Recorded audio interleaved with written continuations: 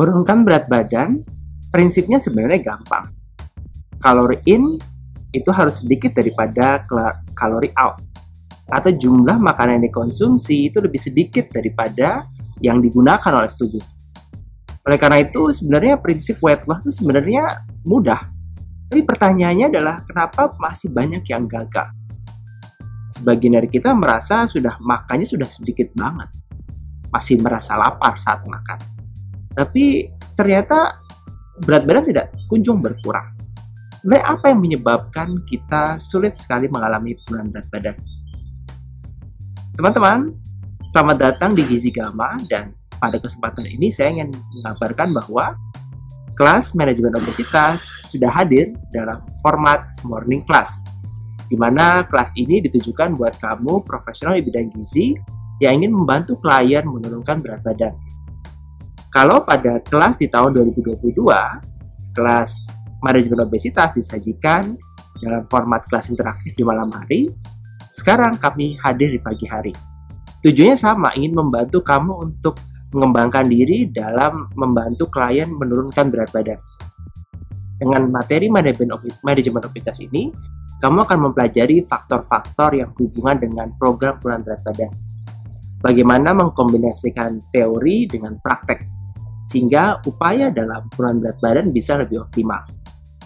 Dalam rangkaian kelas di manajemen obesitas ini, kita akan mengangkat 6 topik, yaitu mengenai metabolisme energi. Bagaimana mengendalikan metabolisme energi sehingga kita bisa mengoptimalkan program weight loss. Karena kan secara umum weight loss itu bertujuan untuk menurunkan asupan dan meningkatkan penggunaan energi, sehingga simpanan energi dalam tubuh kita dalam bentuk lemak ini bisa dipakai. Dan akhirnya ketika dipakai, berat badan berkurang.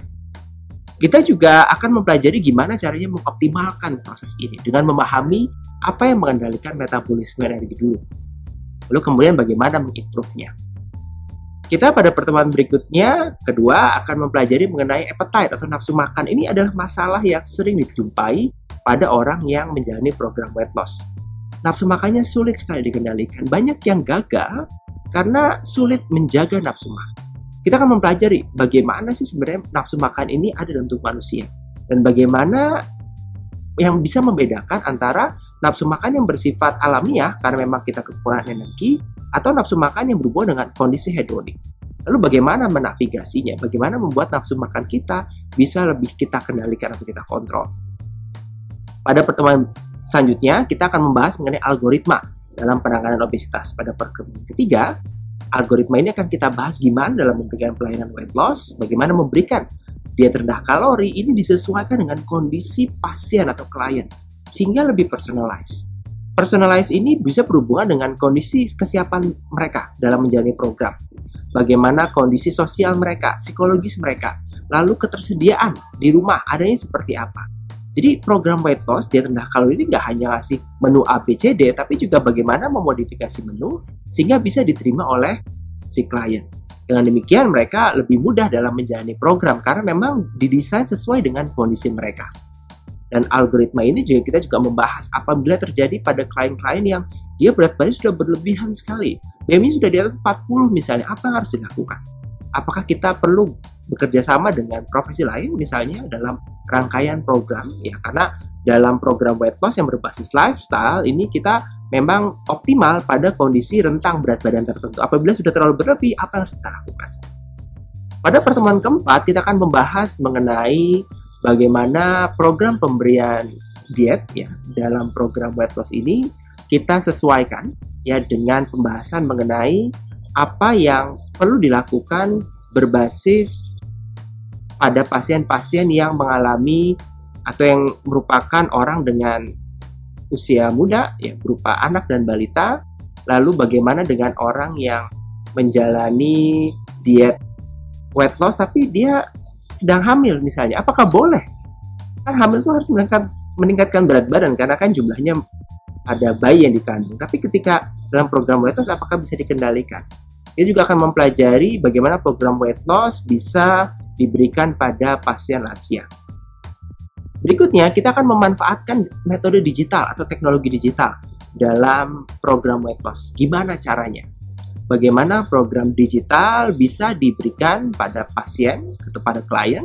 Karena memang sekarang banyak konsultasi gizi yang dilakukan tidak secara langsung, tapi dengan menggunakan aplikasi.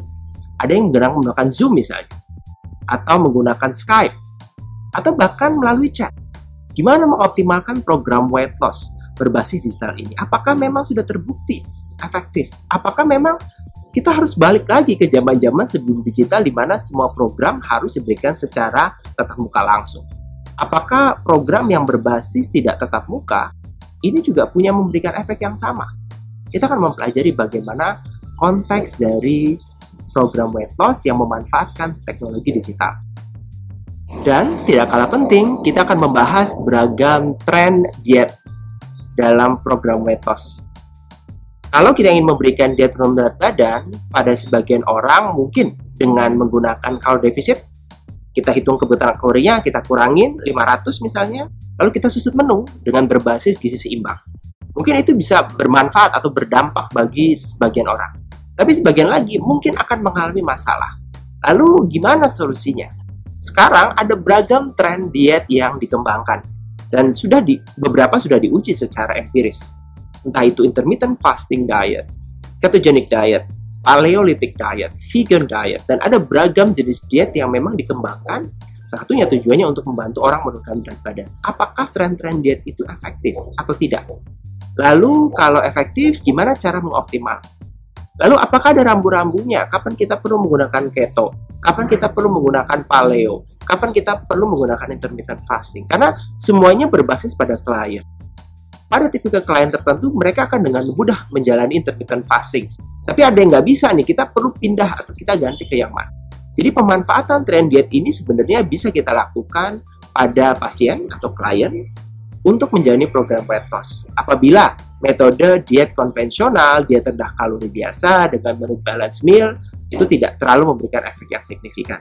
Nah, dalam tren ini kita akan membahas mekanismenya, gimana caranya si diet-diet ini bisa berdampak pada penurunan berat badan, dan juga bagaimana aplikasinya dalam keseharian. Itu adalah rangkaian dari kelas morning class di Gizi Gama, di mana kamu akan mempelajari manajemen obesitas dan bagaimana membantu klien menurunkan berat badan. Kelas ini dilakukan di pagi hari, jam 8 sampai jam 10 pagi, waktu Indonesia Barat. Saya Harif Freitag, terima kasih telah menyaksikan rangkaian video ini.